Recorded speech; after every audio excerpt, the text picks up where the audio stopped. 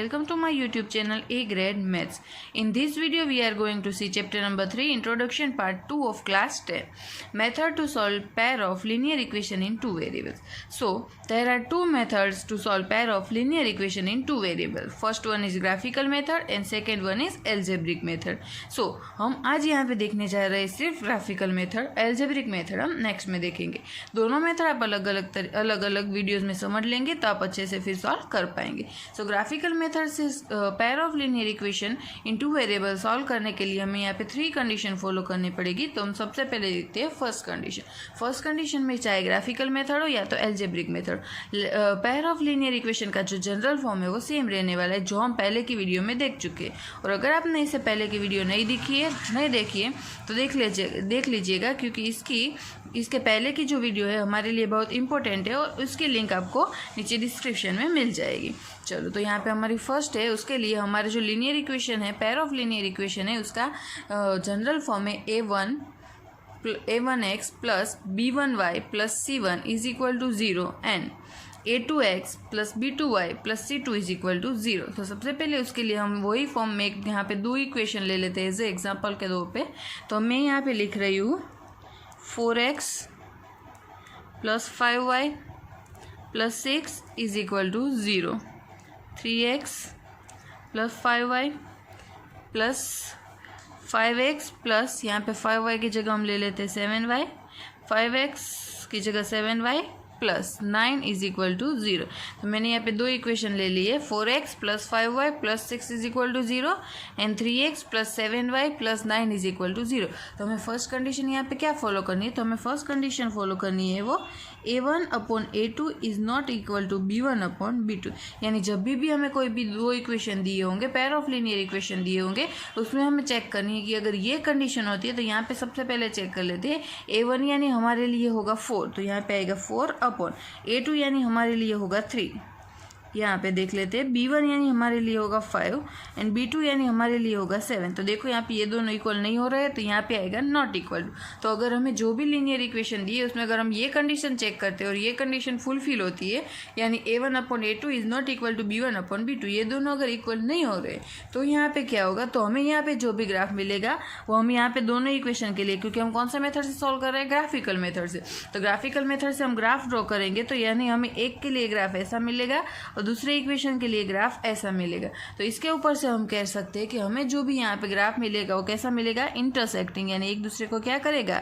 Intersect. तो यहाँ पे हमारा फर्स्ट पॉइंट होता है वो है इंटरसेक्टिंग ग्राफ। तो इंटरसेक्टिंग होगा, अगर इंटरसेक्ट हो गया तो देखो ये दोनों एक पॉइंट कोई ना कोई एक पॉइंट में मिलने ही वाले, तो एक पॉइंट हमारे लिए क्या होगा? हमारा सॉल्यूशन। तो यहाँ पे हमें क्या मिलेगा? Only one solution. इससे हमें क्या मिलेगा? Only one. या तो आप ये भी लिख सकते हैं कि यूनिक सॉल्यूशन। और अगर हम यहाँ पे दोनों इक्वेशन है उसका सॉल्यूशन मिल रहा है, अगर सॉल्यूशन मिल रहे हैं तो वैसे इक्वेशन को क्या मिलेंगे, क्या कहेंगे हम? मिलेंगे तो कंसिस्टेंट इक्वेशन। तो यहाँ पे हमने फर्स्ट कंडीशन देख ली है कि a1 upon a2 is not equal to b1 upon b2 हो रहा है, तो हमें ग्राफ कैसा मिलेगा? इंटरसेक्टिंग। आपको एमसीक्यू में कहीं भी ऐसे पूछा जा सकता है कि अगर a1 upon a2 is not equal to b1 upon b2 हो रहा है तो हमें ग्राफ कैसा मिलेगा? तो इंटरसेक्टिंग। और इंटरसेक्टिंग मिलेगा तो उसका सॉल्यूशन कौन सा होगा? यूनिक, यानी एक ही सॉल्यूशन या तो ओनली वन सॉल्यूशन, और वो कैसा होगा? तो कंसिस्टेंट। सेम वे हम दूसरे में जाते हैं तो हमारी दूसरी कंडीशन क्या होगी? तो हमारी दूसरी कंडीशन यहाँ होगी, हमारी दूसरी condition a1 upon a2 is equal to b1 upon b2 is equal to c1 upon c2।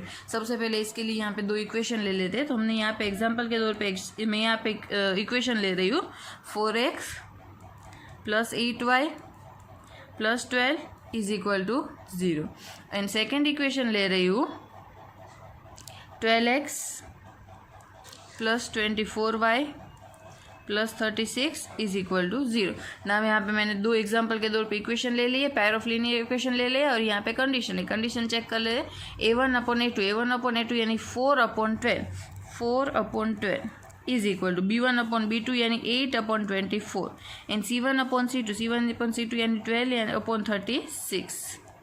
Check कर लेते हैं 4 के टेबल में 12, 4 3 ज़ा 12, 8 के टेबल में 24, 8 3 ज़ा 24, 12 के टेबल में 36, 12 3 सा 36, यानी अगर हम सारे को कट करें तो हमें इज इक्वल टू आंसर क्या मिल रहा है 1/3। ज़रूरी नहीं है कि नॉर्मली 1/3 मिले, यहाँ पे हमको अगर कोई भी नंबर कट होता है तो कट करके भी आंसर ला सकते हैं। तो तीनों में कट करके हमें क्या मिल रहा है 1/3 1/3 1/3, यानी तीनों के आंसर कैसे आ रहे हैं, सेम आ रहे हैं। अगर ये कंडीशन हो रही है तो हमें कैसा ग्राफ मिलेगा, एक स्ट्रेट लाइन मिलेगी तीनों के।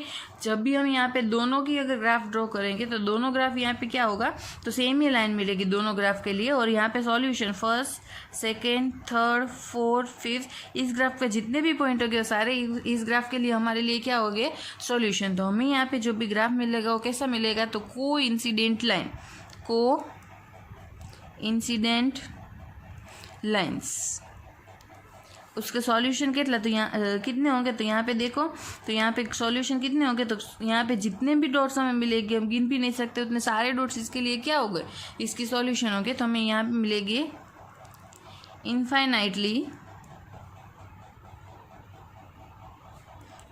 Many solutions. और सेम हमें यहाँ पे सॉल्यूशन मिल रहे, कितने मिल रहे हो जरूरी नहीं, पर सॉल्यूशन मिल ही रहे सेम, जैसे कि यहाँ पे मिल रहे थे सेम वे, तो यहाँ पे भी क्या होगा, कंसिस्टेंट। जिस पेयर ऑफ लीनियर इक्वेशन के सॉल्यूशन मिल रहे वो सारे कैसे हो गए, कंसिस्टेंट।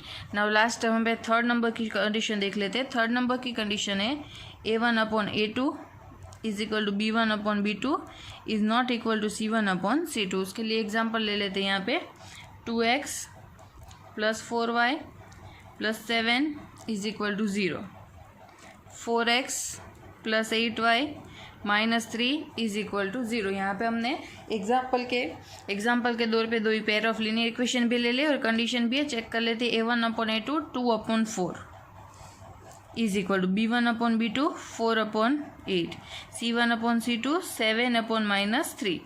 2 के टेबल में 4, 2 2 सा 4, 4 के टेबल में 8, 4 2 सा 8। अब देखो 7 के टेबल में ना ही 3 आ सकता है, ना ही 3 के टेबल में 7 आ सकता है। तो इन दोनों को कट करके हमें आंसर मिला है 1/2 1/2, और वो भी पॉजिटिव है, यहाँ पे एक साइन नेगेटिव भी है। तो यहाँ पे ये कंडीशन क्या हो रही है, फुलफिल। यहाँ पे ये आएगा नॉट इक्वल टू, तो ये कंडीशन फुलफिल हो रही है। तो यहाँ पे हमें जो भी ग्राफ मिलेंगे वो कैसे मिलेंगे, दो पैरेलल लाइन मिलेंगे, मतलब दो अलग अलग लाइन मिलेगी। तो हमें ग्राफ कैसा मिलेगा, यहाँ पे पैरेलल लाइन्स।